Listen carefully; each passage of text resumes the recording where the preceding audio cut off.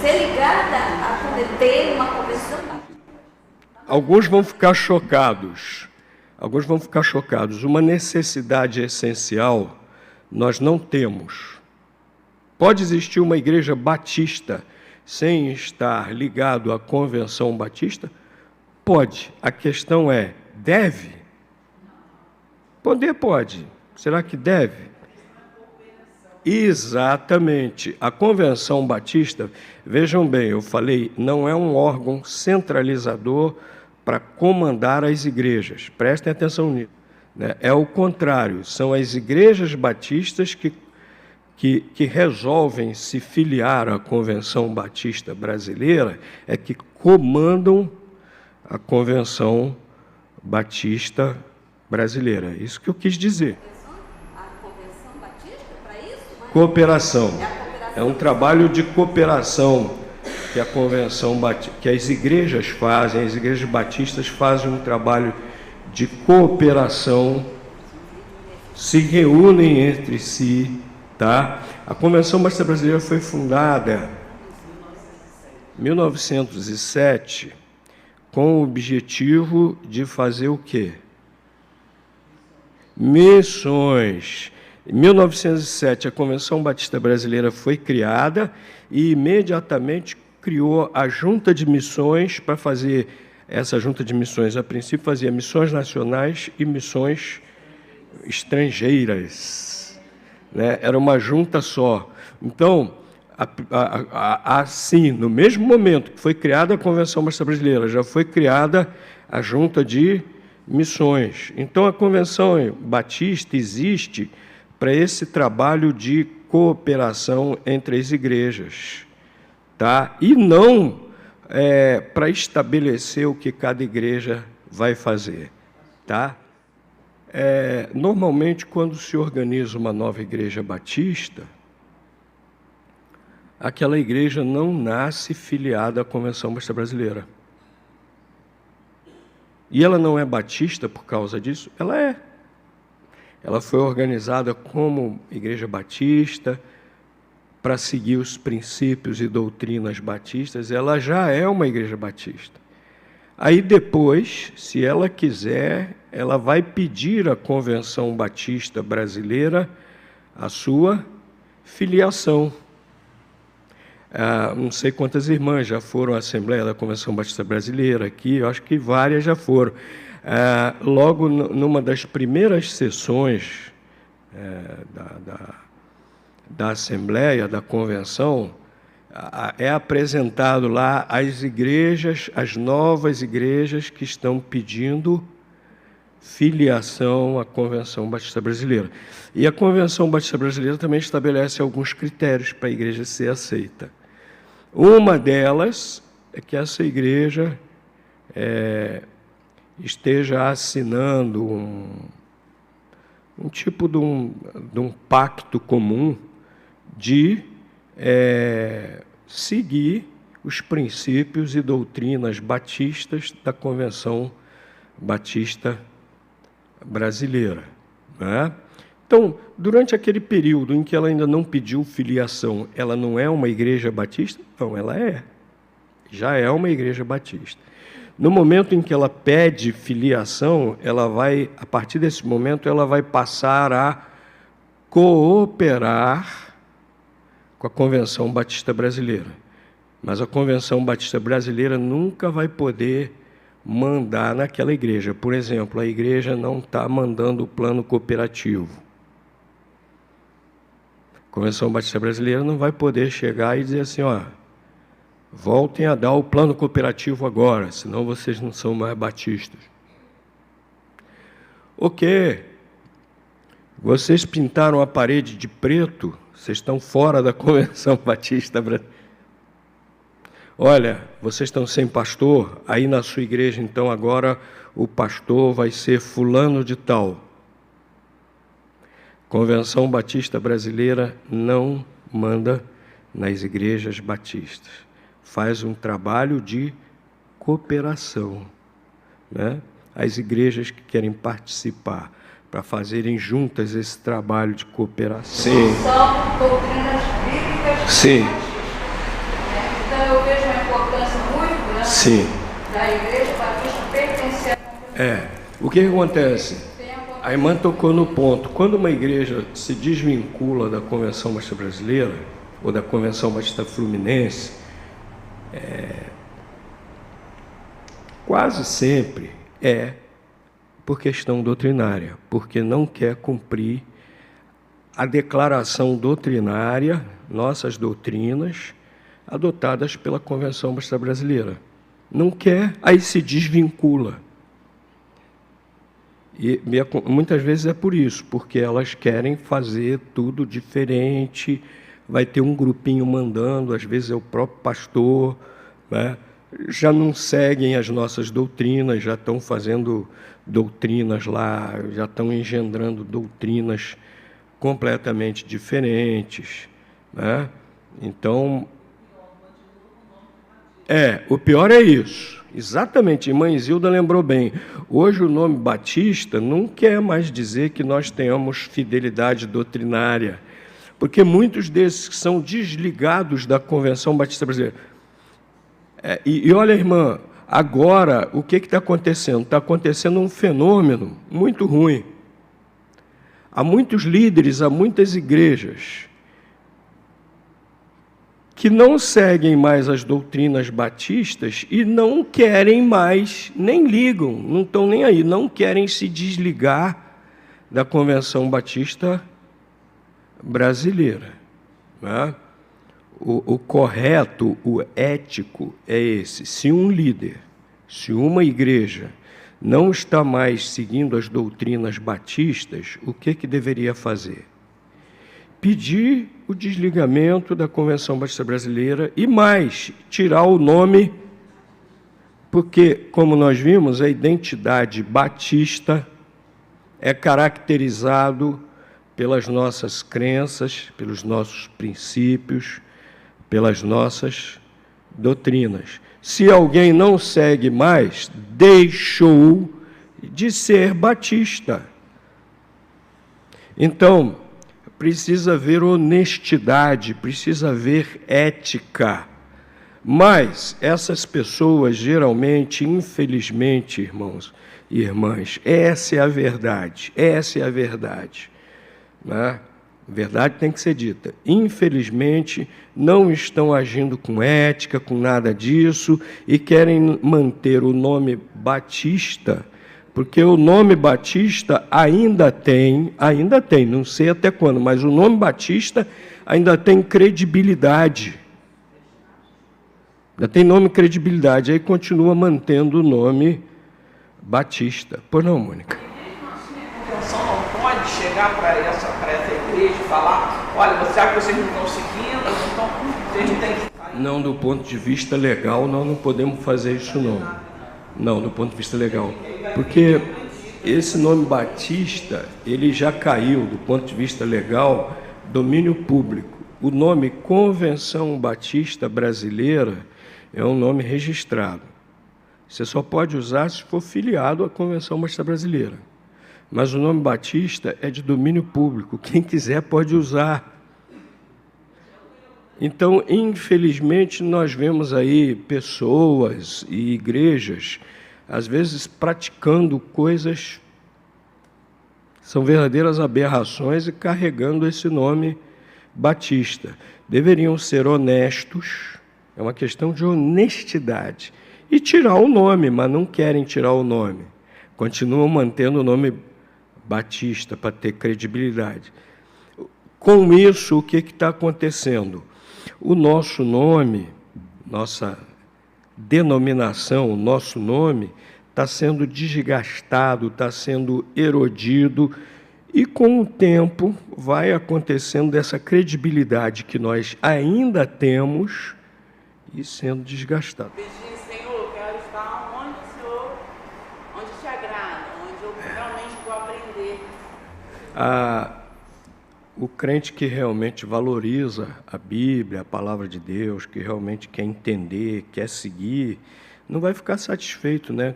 Ficar nesses lugares, nessas igrejas, não. A irmã Leonor está contando a experiência dela. Ela pedia a Deus, ela orava, pedia que Deus lhe mostrasse, lhe desse entendimento. Então, O que acontece? Quando as pessoas realmente se convertem a Cristo e querem realmente entender a palavra de Deus, praticar a palavra de Deus, elas ficam incomodadas de ficarem em determinados lugares, né? Aí alguns dizem assim, olha para Cristo. Mas às vezes é difícil olhar para Cristo vendo que as coisas não estão de acordo com a palavra de Deus, né? E aí tem que fazer isso mesmo, tem que procurar, né? O ex-padre Aníbal Pereira Reis, quem aqui já ouviu falar? Ex-padre Aníbal Pereira Reis, quem chegou a conhecer, né? O ex-padre Aníbal Pereira Reis, ele era padre lá em aquela cidade colada com Aparecida, emenda com Aparecida, gente. Eu morei lá pertinho, esqueci o nome, Guaratinguetá. E ele lendo a Bíblia, olha, parecido com Lutero, ele estava lendo a Bíblia e quando chegou na Epístola aos Romanos, ele se converteu lendo a Epístola aos Romanos. Ele continuou lendo a Bíblia e foi vendo que não estava certo, aquelas crenças, aqueles dogmas que ele seguia. Aí, durante mais ou menos 2 anos, ele tentou fazer, vamos dizer assim, uma reforma na paróquia dele. Só que os superiores dele não gostaram. E disseram que não podia, que ele parasse com aquilo. E ele pensou muito, orou e renunciou aos votos dele de padre. E deixou a Igreja Católica. E ficou procurando uma igreja que fosse igual à Bíblia. E foi a várias denominações, frequentou várias denominações. E depois de frequentar os batistas e comparar com a Bíblia, ele falou, não, meu lugar é aqui. Meu lugar é aqui. Ele falou uma vez, eu assisti uma pregação dele, ouvi uma pregação dele, ele falou uma coisa muito interessante. Ele disse que tinha certeza que se o apóstolo Paulo vivesse nos nossos dias, ele se identificaria totalmente com uma igreja batista. Eu passei algo parecido. Eu me converti, cresci, família já batista, uma igreja batista, examinando as doutrinas batistas, mas quando cheguei assim mais ou menos uns 18 anos, eu queria ter certeza se realmente era isso. Não abandonei minha igreja, mas fui ver de perto outras denominações. Então eu fui várias vezes a cultos, né, de outras denominações, outras igrejas, fui examinar a literatura dessas outras denominações, fui examinar comparando com a Bíblia. Aí, depois de mais ou menos 1 ano, fazendo essa pesquisa, 1 ano e pouco, eu falei, não, eu sou batista mesmo. Por convicção, eu sou batista mesmo.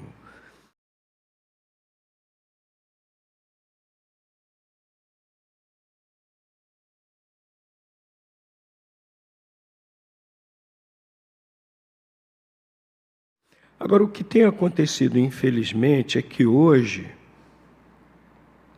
influência da própria cultura da nossa época, a cultura é dinâmica, a cultura vai mudando, né? A nossa cultura hoje não é a mesma de 50, 60, 30 anos atrás, já é outra. E quem observa, né, quem está, vamos dizer, ligado nisso, nessas características, percebe que a mudança na nossa cultura nos últimos 30 anos foi uma mudança assim, né, e profunda também, né, como a nossa cultura mudou.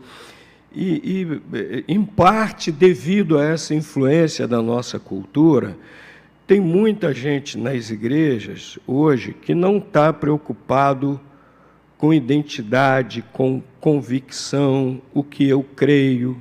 Tem muita gente hoje nas igrejas que está preocupado com a experiência, o que eu sinto indo àquela igreja. Então, muita gente hoje nas igrejas não está nem aí se a igreja está seguindo a Bíblia ou não. Muita gente nas igrejas está preocupado com o que pode receber ali, com o que vai sentir. É uma fé que não está baseada nas convicções, mas é um arremedo de fé, porque fé baseia-se em convicções. A própria palavra de Deus diz isso lá em Hebreus, né? Fé é o firme fundamento das coisas que não se veem, mas se esperam. Convicção na palavra de Deus. Então, se a fé não está baseada em convicção, não é fé, é qualquer outra coisa. Mas convicção não é. Então, não é fé. Então, muita gente hoje nas igrejas não está nem aí, não está nem preocupado para convicções, mas com a experiência que vai ter, o que vai sentir. Que é uma igreja onde vai um culto para se sentir bem, um culto que seja uma terapia. Né? Tá para baixo? Não, eu vou ao culto que o culto é melhor para eu me sentir melhor. Vou nem ficar em casa hoje assistindo o culto online. Vou lá para a igreja que eu estou meio para baixo, lá no culto, eu fico up. Então, um culto que é para ser uma terapia para ele quer ir para o culto, às vezes um culto até que para fazer um efeito semelhante de uma droga. A droga faz a pessoa ter uma viagem, a se sentir estimulada e tal, né?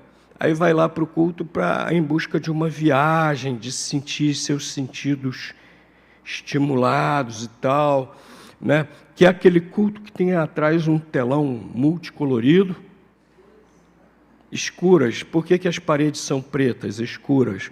Porque ressalta a iluminação, ressalta essas impressões visuais.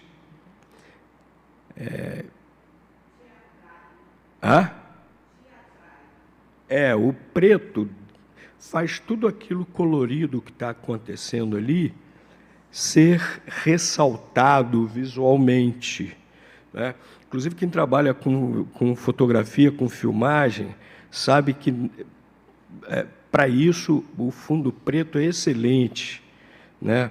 Para você conseguir dosar como deve ser a iluminação, tudo isso. Então, o fundo preto já é pensando no espetáculo que vai se desenrolar ali. E aquela iluminação toda colorida e que muda aquela iluminação, aquele sonzão alto também tem um objetivo. Quando o som é alto, aquilo termina desligando, um dos efeitos, vai começando a desligar a sua capacidade do seu cérebro, a capacidade cognitiva de discernimento. Você vai sendo muito mais levado pelo sentimento do que pelo discernimento, quando o som está alto. Então, é um verdadeiro espetáculo. Você chega naquele culto, você vai experimentar as mesmas sensações que teria numa sessão de cinema, num show musical. Aí você sente várias sensações, vários sentimentos naquele culto. É o culto espetáculo, é o culto terapia. E tem muita gente hoje indo às igrejas em busca disso. A motivação está errada. Exatamente. Exatamente. O foco fica ali no espetáculo. Exatamente. Teve um amigo meu que foi numa dessas igrejas, a mais famosa de todas, aqui em Niterói, para ver como era. E ele chegou lá, estava aquele sonzão, tudo isso que eu relatei aqui, mais alguma coisa. né? E uma das coisas que eu vi lá é que virou atração turística também. Todo mundo fazendo selfie para depois postar na rede. Estive na igreja tal. Ou seja, é uma atração turística, né? Que você quer tirar foto, postar na rede. E esse meu amigo relatou o seguinte, que ele rolou lá o sonzão lá, a turma chama louvor, né? Rolou lá aquele sonzão e tal, bem alto, mais ou menos 1 hora. E ele falou que ele não estava aguentando, que ele estava ficando surdo, que ele saiu. Falou, volto na hora da pregação. Hã? E o ouvido também, né? Eu fui numa igreja uma vez assim, meu ouvido, não é exagero não, começou a tinir. Né?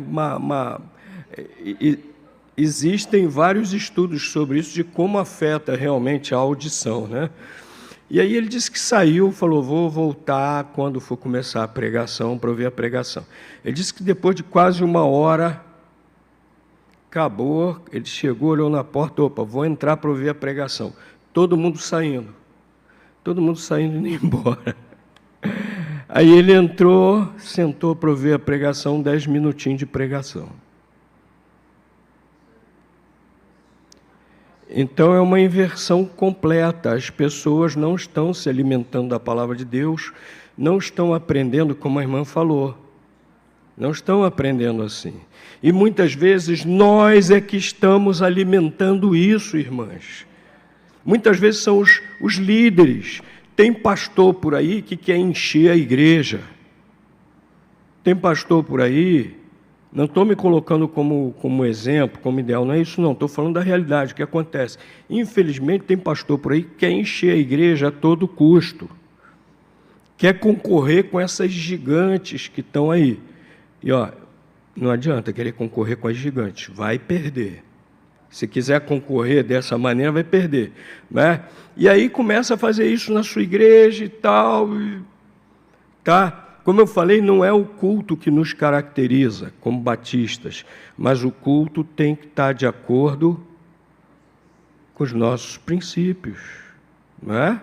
Pois não, irmã Zilda? O senhor falou uma coisa sobre esse detalhe, né? E encerrou dizendo que essas igrejas, né, famosas e tal, estão fazendo.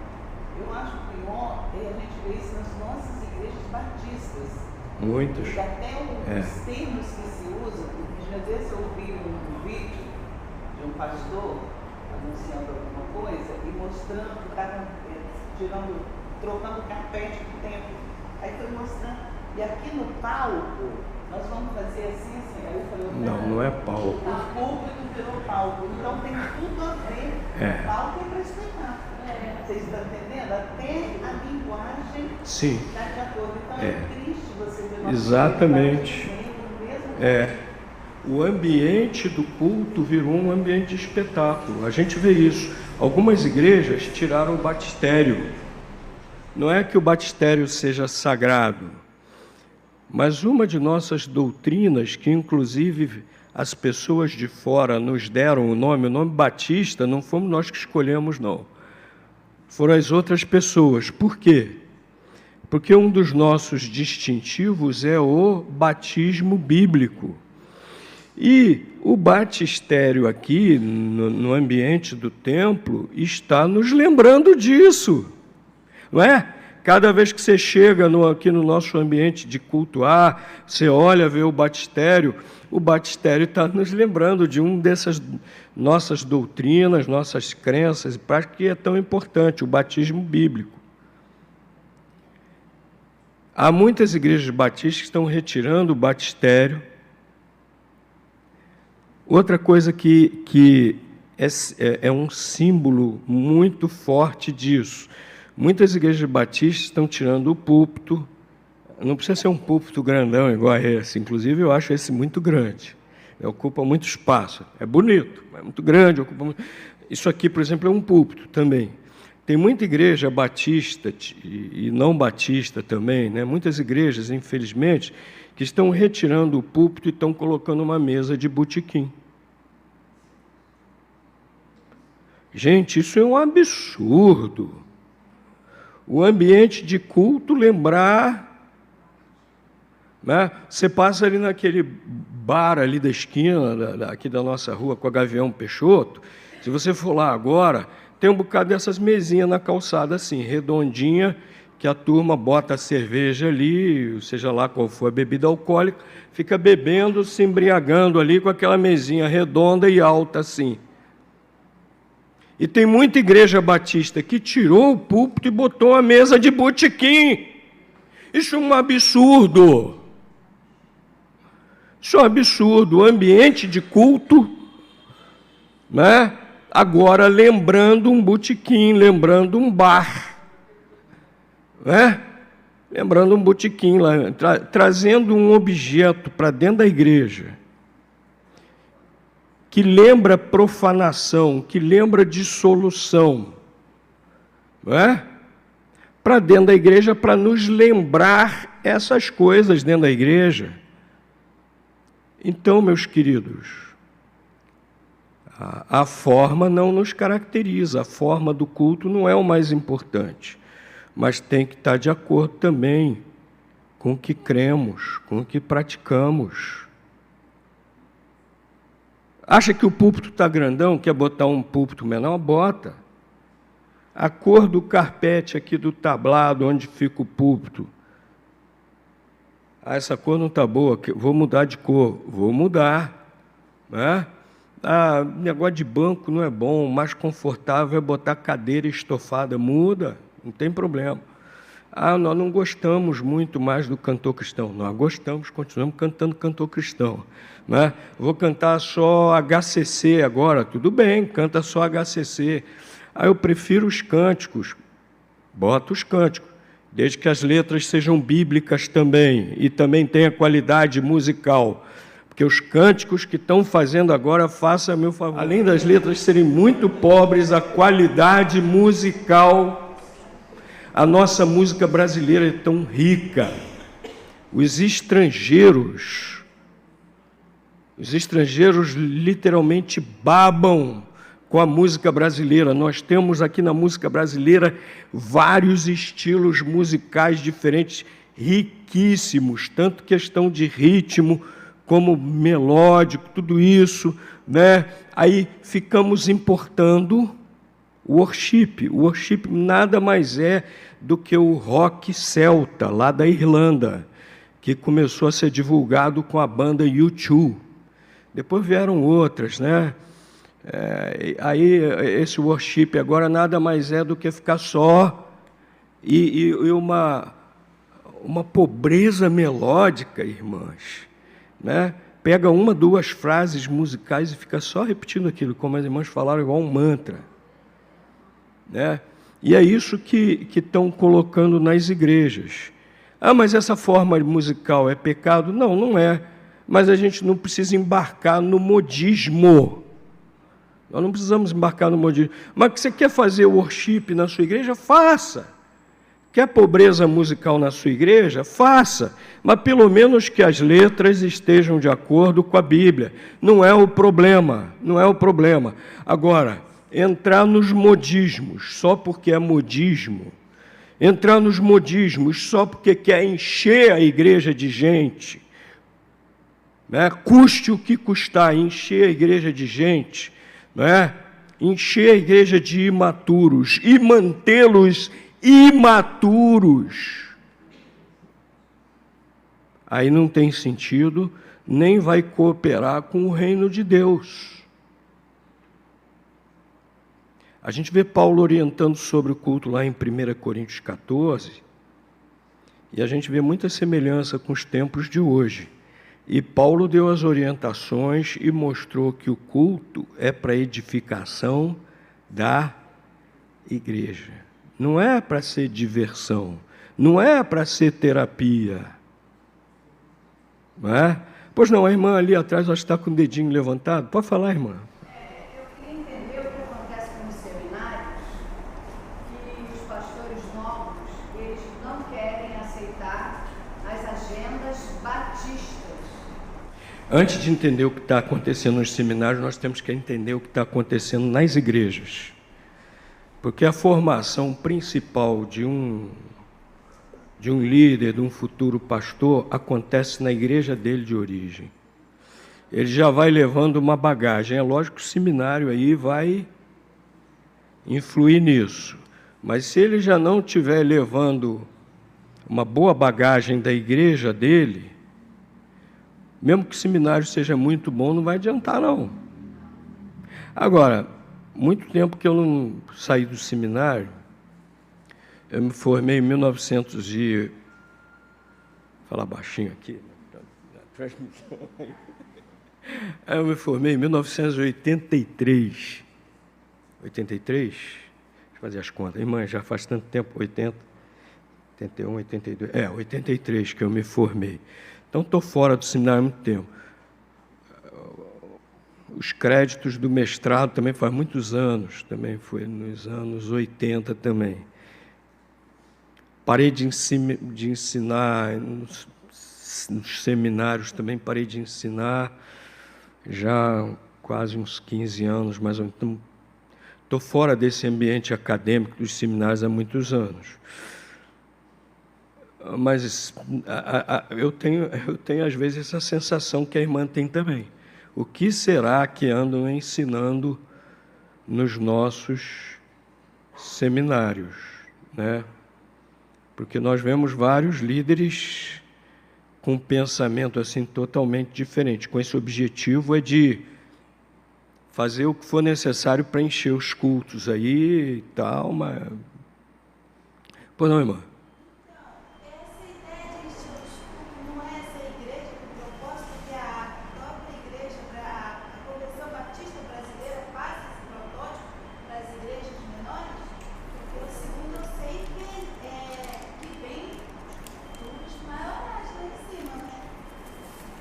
Não, olha, a nossa liderança batista hoje, graças a Deus, deu uma guinada.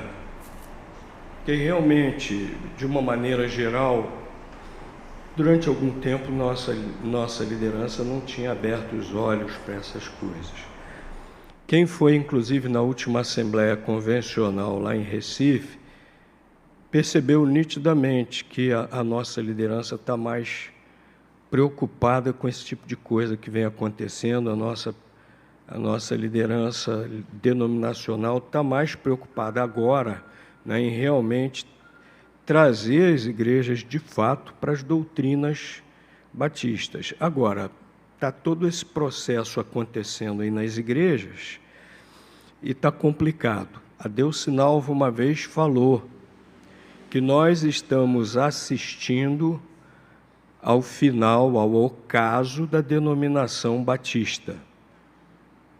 Eu, particularmente, creio que restarão poucas igrejas batistas de fato, porque é uma onda terrível, que eu creio que faz parte da grande apostasia que a igreja que a Bíblia anuncia que aconteceria, e eu creio que já está acontecendo, antes da volta de Jesus, né? Eu creio que restarão poucas igrejas batistas de fato. Aqui em Niterói ainda é um oásis, eu costumo dizer isso. Aqui em Niterói, a maioria das igrejas batistas continuam realmente batistas, apesar, às vezes, de uma coisinha ou de outra, às vezes uma coisinha ou outra e tal, mas aqui em Niterói eu costumo dizer que ainda é um oásis. A maioria das igrejas batistas continua, de fato, batista, mas o que a gente vê aí, por aí, o negócio está sério, né? Não. Inclusive a igreja aqui no Brasil, a igreja que começou numa igreja batista, lá nos Estados Unidos, na Califórnia, a igreja de Saddleback, várias igrejas aqui no Brasil adotaram, mas não é oficial da Convenção Batista Brasileira. E a igreja mais bem sucedida aqui no Brasil, que se tornou a vitrine, ela deixou a Convenção Batista Brasileira. A maior de todas, que aqui no Brasil se tornou a vitrine de igreja com propósito, deixou a Convenção Batista Brasileira, né?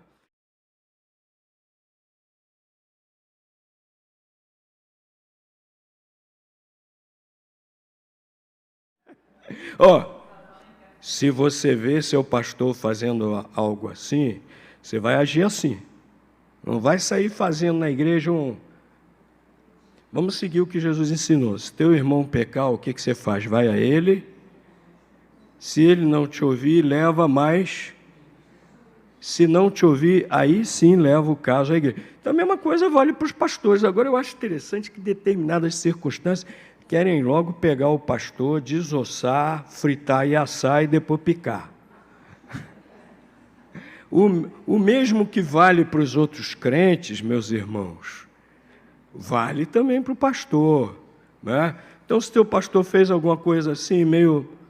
Vai lá e bate um papo com ele. Pastor, vem cá, queria conversar. Pá, bate um papo com ele. Não, aí não frita ainda não. Não, mas aí não frita ainda não. Leva mais 2. Leva mais alguns, bater um papo. Né? Aí, depois de tudo isso, aí, pastor, negócio seguinte. Nós cremos que, do ponto de vista bíblico, você realmente está equivocado. Nós vamos levar esse assunto à Assembleia, então, pastor. Né? Nós já conversamos com o senhor, já trouxemos mais alguns líderes aqui, conversamos com o senhor. Nós vamos levar a reunião agora do Conselho da Igreja. Esse assunto, leva. Né, para a reunião do Conselho da Igreja. Não adiantou ainda, o pastor continua bichicrinado naquilo. Ó, pastor, nós vamos levar a Assembleia da Igreja esse assunto aí. Né? Mas ficar só de kikiki, quer, falando com um, com outro, não resolve e só faz mal a... E se no fim das contas eu vejo que não adiantou nada, o que eu devo fazer? Se eu quero continuar naquela igreja,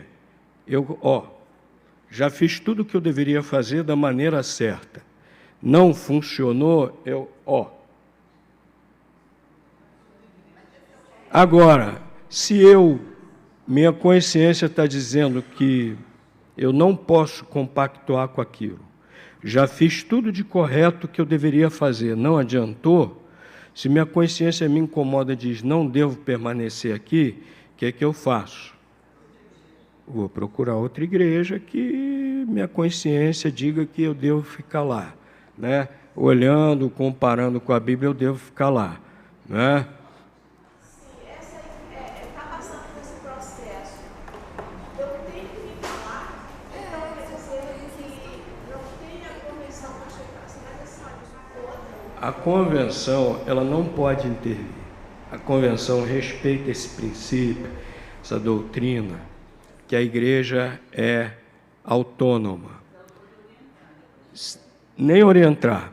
Se um grupo da igreja, se um grupo expressivo da igreja recorrer à convenção, um grupo expressivo da igreja recorrer à convenção, o que acontece? A convenção pode pedir ao pastor ou aos líderes esclarecimentos. Tá? E pode chegar até o ponto, depois de averiguar o que está acontecendo, pode chegar ao ponto de desligar aquela igreja da Convenção Batista Brasileira. Agora, quem tem que agir e agir da forma correta são os membros da igreja. E o que a gente observa normalmente é que os membros ou ficam fazendo a fofoca e não tomam a atitude correta e eficaz, ou vão saindo devagarinho para outras igrejas. E aí fica aquele grupo todo errado ali, toma posse do patrimônio, continua e dá razão legal lá no cartório, continua mantendo o nome Batista sem ser. Primeira coisa, se está acontecendo algo errado que não é batista na sua igreja, ora muito. Ora muito. Vai procurar o pastor ou os líderes. Vai procurar o pastor, conversa com ele. Não adiantou, faz o que Jesus falou. Chama outros líderes e vai conversar com o pastor. Não adiantou, leva o assunto à liderança da igreja, leva o assunto à assembleia da igreja. Não adiantou, nada disso deu jeito. Se há um grupo bom com você, aí entre em contato com a Convenção Batista Fluminense, Convenção Batista Brasileira. Nada disso adiantou. Aquela igreja até está em processo para ser desligado da Convenção Batista Brasileira. Aí você fica livre para procurar uma igreja batista, né? Agora, simplesmente, essa igreja não é mais batista e vou embora, é o que essa turma quer. É o que a gente vê demais por aí acontecendo. Eles têm uma estratégia, a gente observa até um certo padrão, uma estratégia realmente para os crentes de convicção batista irem embora da igreja. Para eles ficarem à vontade, ficam livres e fazem o que bem entendem. Exato. Todos nós temos o direito a voto. Exatamente. E quem está conduzindo a Assembleia precisa garantir esse direito. Não é falar fora de ordem, não. Porque às vezes a gente quer transformar a Assembleia numa bagunça. Nós batistas, adotamos um mínimo de regras parlamentares para garantir justamente esse direito na Assembleia. Agora nós temos que falar na ordem, da maneira certa, da maneira correta e na hora certa, né? Então, mas dentro da ordem, quem está dirigindo a Assembleia precisa garantir esse direito. Às vezes o irmãozinho ou a irmãzinha está falando algo que a gente está dirigindo a Assembleia e vê, puxa, isso aí é uma bobagem, mas ele tem o direito de falar aquilo. Se está em ordem, se é aquele o assunto, se ele está falando sobre aquele assunto, ele tem o direito de falar aquilo. Para isso, o líder precisa conhecer as regras. Precisa conhecer as regras. Senão ele pode falar da pessoa. Agora, meus queridos, às vezes há membros de igreja que não agem assim, também por imaturidade. A nossa cultura tem uma coisa muito ruim que é a fofoca. A fofoca é inerente ao ser humano pecador. Mas a nossa cultura brasileira também é uma cultura fofoqueira. Entre nós precisamos nos desvencilhar dessa cultura da fofoca, porque a Bíblia diz que é pecado. E Paulo, lá na primeira epístola aos Coríntios, ele fala daqueles que devem ser excluídos da comunhão da igreja, e entre esses ele coloca o maldizente, o que fala mal, o fofoqueiro. Já viram algum fofoqueiro ser excluído da igreja? A igreja está sendo conivente com o pecado, porque Paulo fala que ele fala daqueles que nós não devemos nem mesmo saudar, que se dizem crentes, mas insistem em praticar determinados pecados. E na lista que ele cita desse tipo de pecado, ele coloca lá também os maldizentes, os fofoqueiros, os que só ficam falando por trás, fazendo fofoca. Isso acaba com a igreja, isso mata a igreja. Então, muitas vezes, por imaturidade, nós não temos a coragem de pedir a palavra na Assembleia e, com educação, com o amor, falarmos o que deve ser dito. Temos medo. Eu vou falar lá na Assembleia, pode ser que os irmãos não me entendam, pode ser que o pastor fique com raiva de mim, eu não sei o quê. Meus irmãos, todos nós precisamos ser maduros. E, às vezes, alguns riscos nós precisamos correr para fazer o que é certo. Aí deixamos, por omissão, deixamos de fazer o que é certo e ficamos fazendo o que é errado, porque temos medo de fazer o que é certo, é pecado. Não resolve o problema e é pecado. Então, não é só falta de conhecimento, muitas vezes é a imaturidade da nossa parte. Nós precisamos fazer o que é certo, o que edifica, o que é eficaz, e não o que é pecaminoso. Ficar rachando a igreja com fofoquinhas e tal, não leva a nada. Vem da palavra de Deus.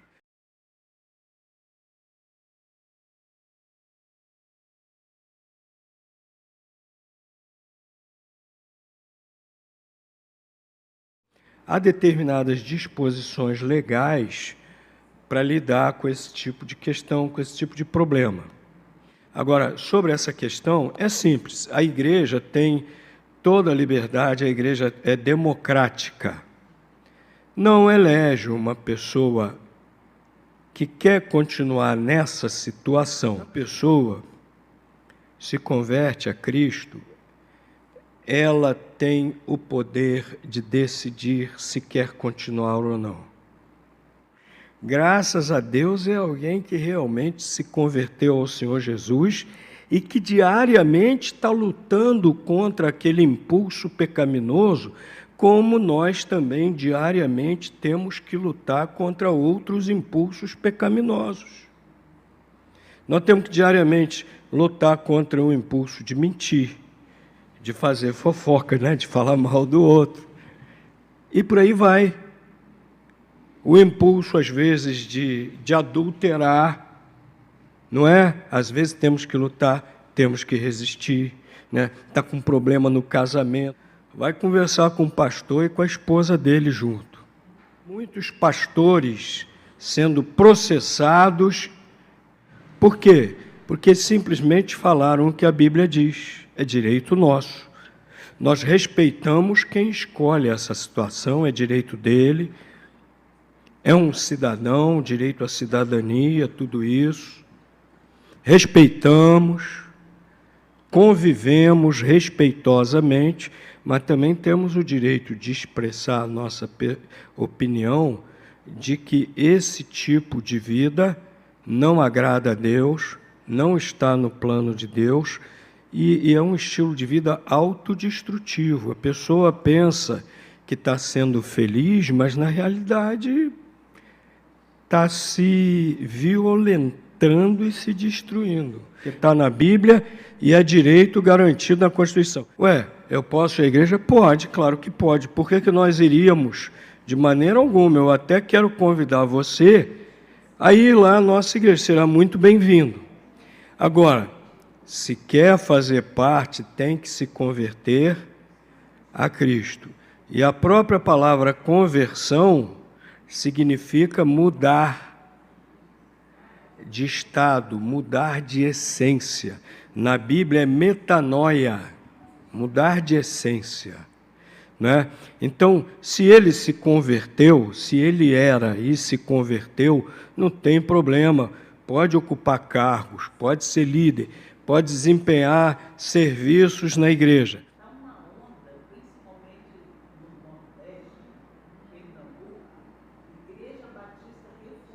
Está chegando aqui também essa onda, né? Da cabeça de alguém. Provavelmente gostam muito de um determinado pregador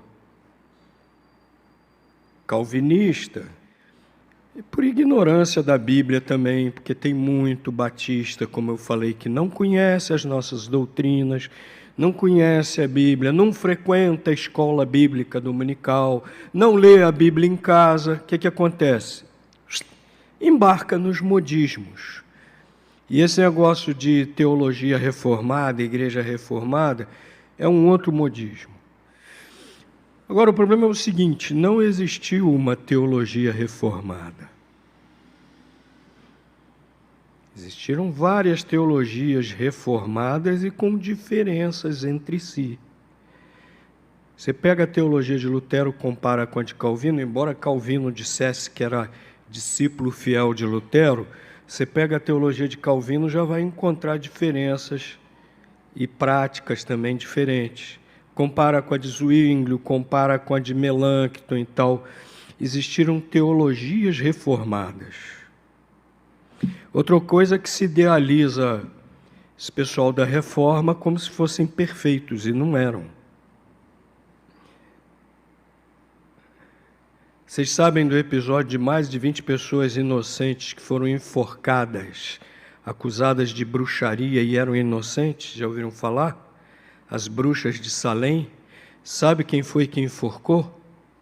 Puritanos, reformados. Então não existe essa perfeição. Ficam idealizando algo que não existiu.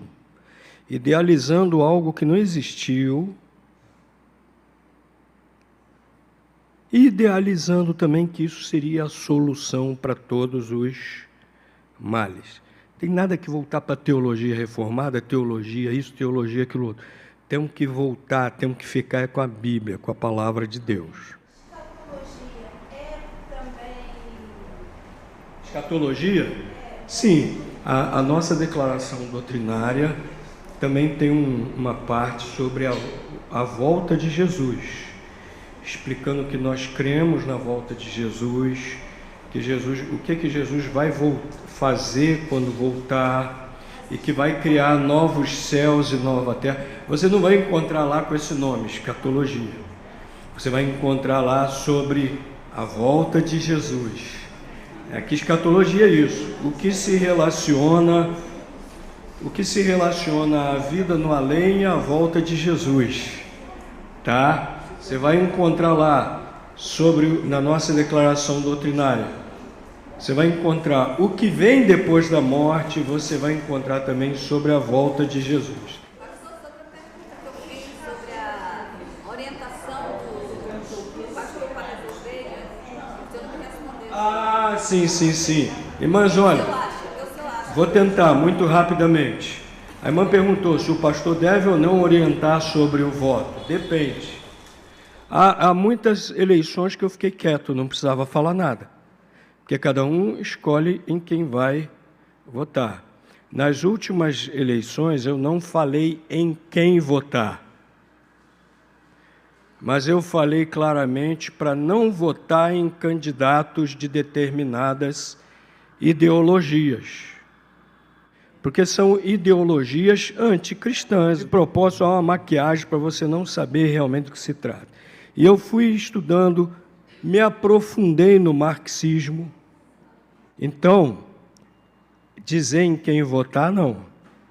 Agora, alertar contra determinadas ideologias, às vezes a gente precisa fazer. Pastor fazer campanha eleitoral, igreja fazer campanha eleitoral, não. Eu acho que a gente pode fazer um segundo capítulo, não podemos? Terceiro, quarto, quinto. Assunto muito interessante, apropriado e necessário. Necessário. Nós precisamos resgatar. Quem não estava aqui no início, eu volto a dizer, o valor que tem os nossos princípios batistas. Por quê? Eles são bíblicos. A Bíblia não erra. A Bíblia é sempre atual. Então, nós podemos cooperar nessa questão, né, de resgatarmos. E como o pastor falou, com amor, com decência, com ordem, né, Val? Mas a gente não pode se calar. E também não vale aquilo de ficar reclamando, né, pelos corredores. Nós temos um fórum especial. Qual é o fórum especial na igreja? Para a gente colocar o que nós observamos, pensamos. Qual é? Qual é? Assembleia. Vocês falaram muito timidamente. Então, vamos tirar esse negócio que é chato, que não é bom. É ali que a gente tem direito à palavra, é ali que a gente conhece o que está acontecendo na igreja, né? E eu queria deixar que a gente vá para casa com o texto que eu li no início, Josué 1:8. Não cesses de falar deste livro da lei, antes medita nele dia e noite, para que tenhas cuidado de fazer segundo a tudo quanto nele está escrito. E a esperança está